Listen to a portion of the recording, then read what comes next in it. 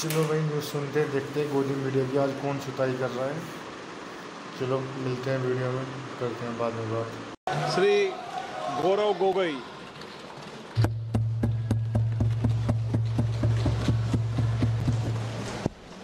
धन्यवाद अध्यक्ष महोदय। आज हम इस विशेष चर्चा में भाग लेने के लिए खड़े हुए हैं और ये चर्चा इसलिए हो रही है क्योंकि हाल में ही जो युद्ध हुआ वो एक सूचना का युद्ध था। एक प्रकार से हम पड़ोसी देश और दुनिया भर को सच्चाई की सूचना देना चाहते थे और कुछ ऐसे ताकत थे, ऐसी शक्तियां थी जो भ्रम का सूचना सारे देश में, सारे दुनिया में फैला रहे थे। और इसीलिए इस चर्चा का विशेष मांग ये है कि आज सच्चाई सदन में आनी चाहिए, सच्चाई पहलगाम की आनी चाहिए, सच्चाई ऑपरेशन सिंदूर की आनी चाहिए, सच्चाई विदेश नीति की आनी चाहिए। और यही आज हमने सूचना का जो युद्ध की बात हम कर रहे हैं वो आज हमने आदरणीय राजनाथ सिंह के भाषण में सुना। बहुत से सूचनाएं दी उन्होंने, बहुत से जानकारी दी, लेकिन रक्षा मंत्री होने के नाते ये नहीं कहा कि पहलगाम में दहशतगर्द कैसे आए, ये नहीं कहा कि बेसारन में जहां पर 1000 लोग जाते हैं, खुशियां मनाते हैं, कैसे 5 दहशतगर्द वहां पर जाकर 26 लोगों की गोलियों से छलनी करते हैं। ये बात, ये सूचना रक्षा मंत्री ने नहीं दी। यही है सूचना का युद्ध कि इतनी जानकारी देते हैं कि कभी कभी सवाल पूछना भी भूल जाते हैं। और आज ये है हमारे विपक्ष का कर्तव्य कि हम सवाल पूछेंगे देश हित में, राष्ट्र हित में। आज देश ये जानना चाहता है कि वो 5 दहशतगर्द कैसे घुसे और उन दहशतगर्दों का भी मकसद था। पाकिस्तान से आए हुए वो दहशतगर्दों का क्या मकसद था? उनका मकसद था कि जम्मू कश्मीर की अर्थव्यवस्था को तनाव करना, विनाश करना। उनका मकसद था कि भारत देश में एक सांप्रदायिक वातावरण का जन्म देना। उनका मकसद यह था कि भारत और पाकिस्तान का एक हाइफिनेशन होना, यह था उनका मकसद। लेकिन सर, मुझे दुख है कि आज राजनाथ सिंह जी ने सैनिकों की बात तो की, लेकिन जो हमारे भारत की जो आवाम है, जो जनता है, जो उन्होंने पाकिस्तान के दहशतगर्दों का पूरी जो मंशा है उस पर उन्होंने पूरा नकारा और हम एकजुट रहे। हम, मुझे भारतीय होने का गर्व है। हमने देखा वैसारन में कि किस प्रकार से जम्मू और कश्मीर के लोगों ने पूरे देश भर से आए हुए जितने भी पर्यटक थे उनकी मदद की।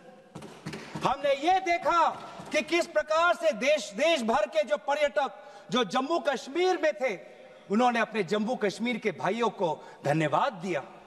हमने ये भी देखा कि कैसी एक विधवा हिमांशी नरवाल ने कहा कि मैं नहीं चाहती कि मेरे जो पति जिसको लेके आज राजनीति हो रही है उसके शव पर देश में हिंदू मुसलमान की राजनीति हो, मैं नहीं चाहती। यह है हमारे देश की संस्कृति और यह था मंशा पाकिस्तान का।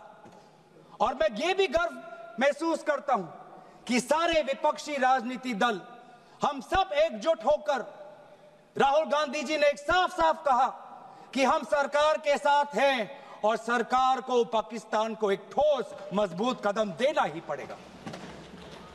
लेकिन देश ये भी जानना चाहता है, वे 26 लोग जो जिनके परिवारों में आज कोई गुजर गया, वे ये भी जानना चाहता है कि 100 दिन गुजर गए और वे 5 दहशतगर्दियों को ये सरकार पकड़ नहीं पाई।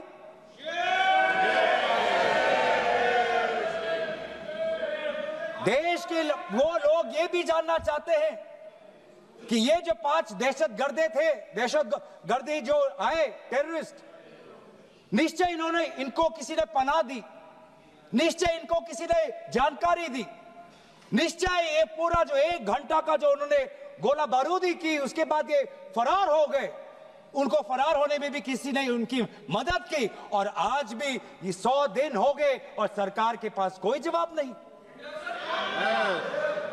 आज आपके पास ड्रोन है, आपके पास पेगासस है, आपके पास सैटेलाइट है, वहां पे सीआरपीएफ है, वहां पे बीएसएफ है, वहां पे सीआईएसएफ है, वहां पे आदरणीय गृह मंत्री कुछ दिन पहले ही गए थे पूरा रिव्यू लेने के लिए, और आप किसी को पकड़ नहीं पाए।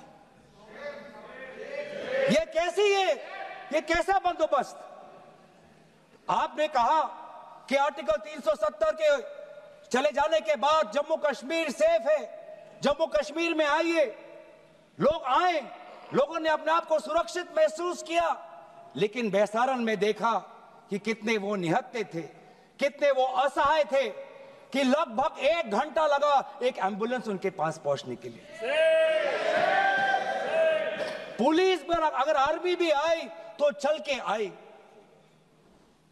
और सर, मैं वो नजारा भूल नहीं सकता, एक मां और एक बेटी चल के नीचे आ रही थी, एक भारत के सिपाही को देखा और सिपाही को देखकर वो रो पड़े, खुशी से नहीं, डर से, क्योंकि उनको लगा कि वे दहशतगर्द जिन्होंने सिपाहियों का यूनिफॉर्म पहनकर वहां पर लोगों को मारा, आज वही दहशतगर्द आज पहाड़ के नीचे उनका इंतजार कर।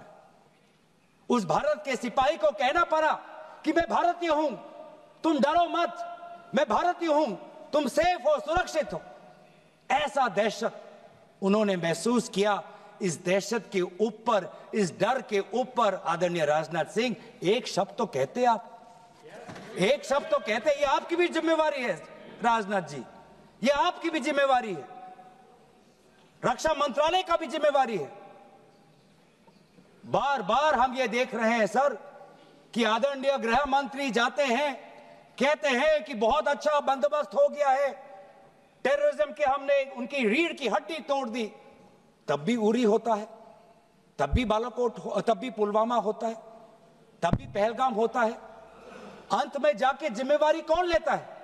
जम्मू कश्मीर के लेफ्टिनेंट गवर्नर नहीं। अगर जिम्मेवारी किसको लेनी पड़ेगी तो आदरणीय गृह मंत्री आपको लेनी पड़ेगी, नैतिक जिम्मेवारी आपको लेनी पड़ेगी। आप लेफ्टिनेंट गवर्नर के पीछे नहीं छुप सकते, आप लेफ्टिनेंट गवर्नर के पीछे ये केंद्र सरकार नहीं छुप सकती, क्योंकि गृह मंत्री खुद वहां पे थे कुछ ही हफ्ते पहले, खुद उन्होंने सिक्योरिटी का रिव्यू लिया कि आपके पास जानकारी नहीं थी।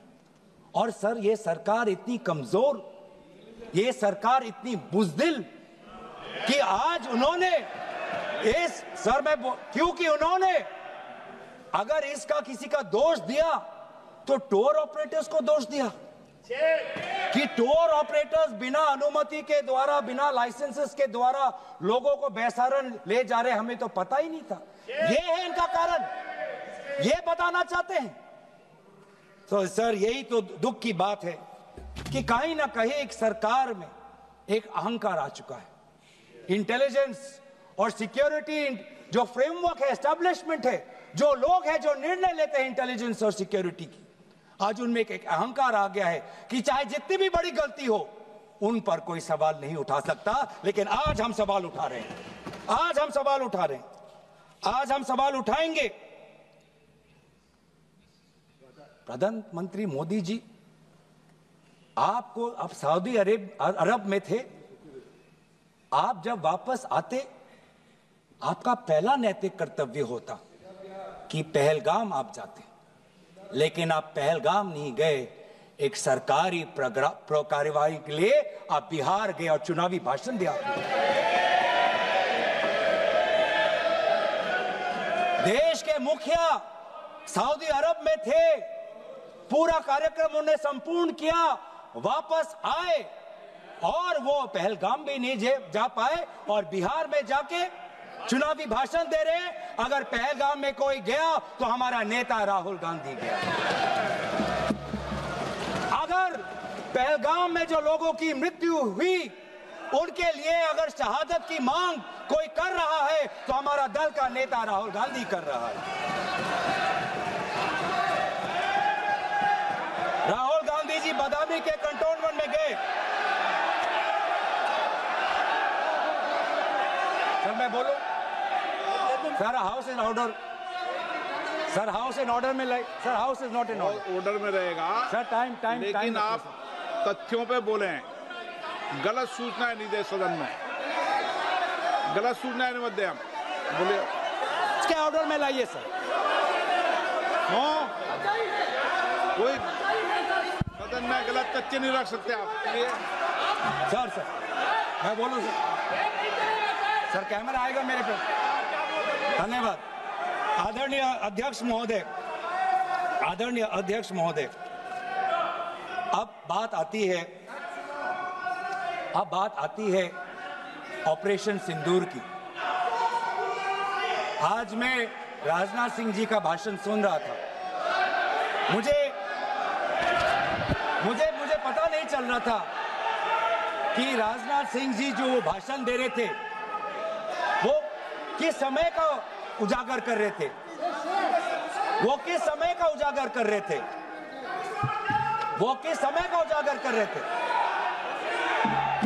क्या वो 2016 के बाद क्या उन्होंने ये नहीं कहा कि हम घुस के मारेंगे और पाकिस्तान को आज वो उनका जो भी टेररिस्ट इंफ्रास्ट्रक्चर है उसको खत्म कर देंगे?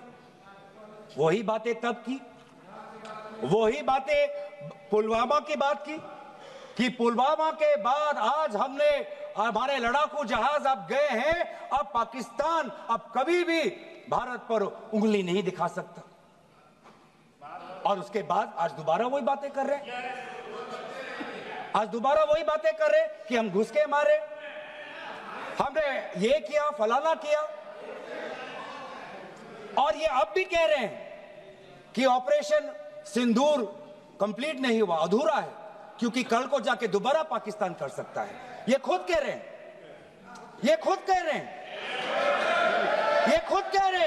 कि इसके पश्चात भी पाकिस्तान कल को जाके कर सकता है। तो ये जो सफल कैसे हुआ? फिर क्या सफल हुआ? आज ये खुद कह रहे हैं कि हमारा मकसद युद्ध का नहीं था। हम पूछना चाहते क्यों नहीं था, होना चाहिए था।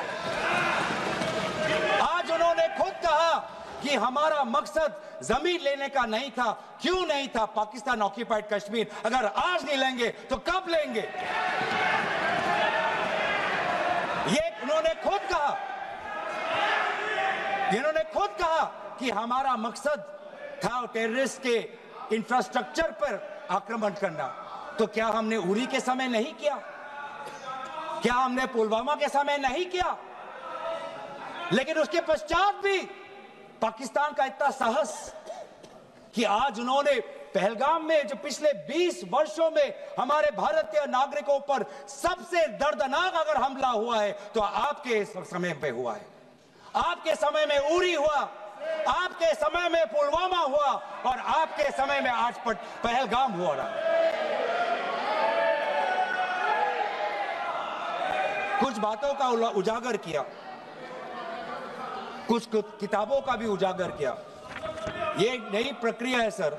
हर चर्चा में आदरणीय भाजपा के नेता एक किताब उठा लेते हैं, जानकारी दे रहे थे। हमें नहीं सर, ब्लूमबर्ग को क्या जानकारी दिया, मैं पूरा पढ़ लेता हूं without editing. What is important, क्या जरूरी, हिंदी में अनुवाद करने की कोशिश भी करता हूं। मत करो। क्या ये जरूरी नहीं कि जेट गिरे, पर क्यों गिरे, क्या गलतियां हुई, वो महत्वपूर्ण है। संख्या महत्वपूर्ण नहीं सर। 35 ही राफेल है देश में, 35 ही राफेल है। अगर उनमें से कुछ गिरे भी तो देखिए सर, मुझे तो लगता है कि बहुत बड़ी क्षति हुई। 35 राफेल, अगर कुछ उनमें से भी अगर कुछ गिरे तो मुझे लगता है कि जरूरी है, क्योंकि आपको लगता है कि 35 राफेल काफी है। तो अगर कुछ गिरे तो वो भी जरूरी है। और उन्होंने उसके बाद ये कहा कि ये बात अच्छी है कि हमने अपनी गलतियां को समझा, उसको सुधरा, और 2 दिन बाद हमने अपने जेट को उड़ाए और दूर से हमने आक्रमण किया। सर, ये मैं थोड़ी जानकारी चाहूंगा। हमारे पास जो हमें ये संदेश मिलता है कि दुनिया के सबसे बढ़िया और बेहतरीन लड़ाकू जहाज हमारे पास है, सबसे बेहतरीन पायलट हमारे पास है, तो सीडीएस को ऐसा क्या कहना पड़ा, ऐसा क्या परिस्थितियां हैं कि हमारे हमारे लड़ाकू जहाज क्लोज रेंज में नहीं जा सकते, उनको दूर से ही फायर करना पड़ता? ये क्या है? ये क्या पाबंदी है?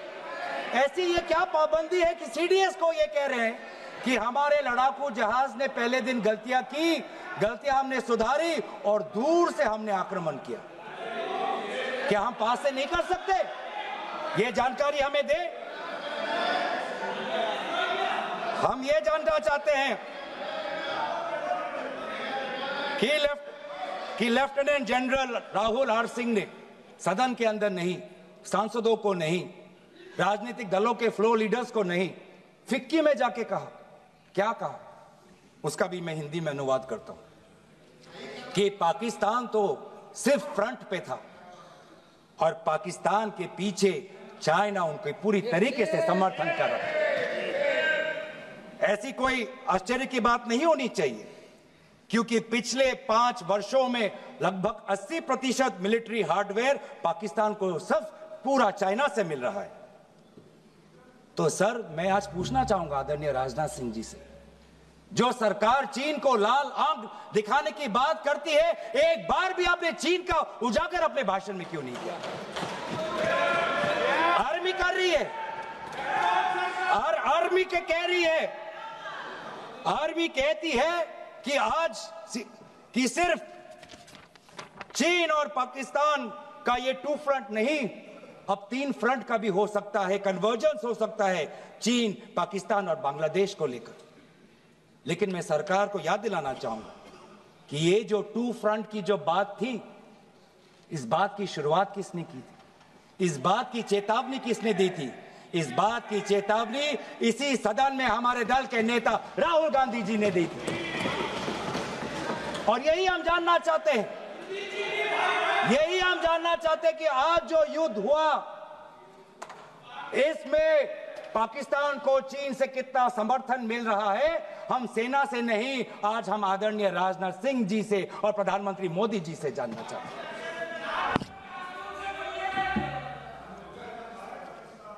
और सर, इंडोनेशिया में जो डिफेंस अटैचे है, उसने तो ताज्जुब की बात कह दी। उसने क्या कहा sir? India defence attache group captain Shiv Kumar ने, हिंदी में दोबारा अनुवाद करता हूं, कि भारत ने लड़ाकू जहाज खोए इसलिए क्योंकि कुछ मिलिट्री टारगेट्स पर आक्रमण करने पर पाबंदी थी। क्यों? क्या पाबंदी थी? ऐसे क्या ये राजनीतिक कंस्ट्रेंट्स थे? आपने कहा कि 9 टारगेट पे हमने आक्रमण किया, लेकिन हमें यह भी सूत्रों से जानकारी और मीडिया में आया है, और लेफ्टिनेंट जनरल राहुल सिंह ने खुद कहा कि पहले 21 टारगेट्स चुने गए थे और 21 से फिर 9 हुए। क्यों हुए? आज मैं ये जानना चाहता हूं कि पिछले 20 वर्ष में सबसे घातक आक्रमण हमारे महिलाओं पर हुआ, हमारे बच्चों पर हुआ, भारत के आत्मा पर हुई। हमने सब ने वो दहशत को अनुभव किया, हम सब एकजुट हुए, हमने पूरी तरीके से समर्थन प्रधानमंत्री मोदी जी को दी कि अब जाइए। और ऐसा एक माहौल बन चुका था कि देश किसी भी कीमत चुकाने के लिए तैयार था। पूरा देश प्रधानमंत्री मोदी जी के साथ था, विपक्ष प्रधानमंत्री मोदी जी के साथ था। और अचानक 10 मई के दिन पे हमारे राष्ट्रदूत कहते हैं कि हम पाकिस्तान पर हमला करेंगे, और शाम के 10 मई को सूचना आती है कि पाकिस्तान के साथ अब युद्ध पर हम परिणाम दे रहे हैं, सीज फायर हो गया। क्यों हुआ? हम आदरणीय प्रधानमंत्री मोदी जी से जानना चाहते थे अगर पाकिस्तान वाकई में अपने घुटने टिकने के लिए तैयार था तो आपने क्यों रुका, आप क्यों रुके और किसके सामने आप झुके, किसके सामने आपने सरेंडर किया, किसके सामने आपने सरेंडर किया? वो अमेरिका के राष्ट्रपति जो 26 बार आज कह चुके हैं कि व्यापार को लेकर उन्होंने भारत और पाकिस्तान को सतर्क किया और दोनों को मजबूर किया कि वो इस जंग को छोड़े। 26 बार। आज राष्ट्रपति ट्रंप खुद कहते हैं कि 5-6 जेट गिरे हैं। एक एक जेट करोड़ करोड़ अरब अरब रुपयों का है, मिलियंस एंड मिलियंस का है। इसलिए हम जानना चाहते हैं, आज हमें स्पष्ट रूप से आदरणीय राजनाथ सिंह जी बताएं, देश पर विश्वास करें, देश में वो साहस है सच्चाई सुनने की। आज आप बताएं कितने लड़ाकू जहाज गिरे?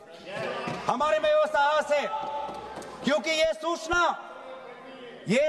ये सच्चाई सिर्फ देश के नागरिकों के लिए नहीं, ये सूचना, ये सच्चाई हमें देश के जवानों को भी देना है।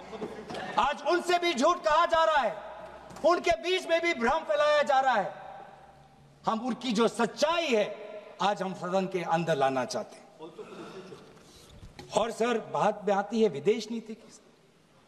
किस मुंह से हम कहें कि विदेश नीति आज सफल हुआ है? किस मुंह से कहें?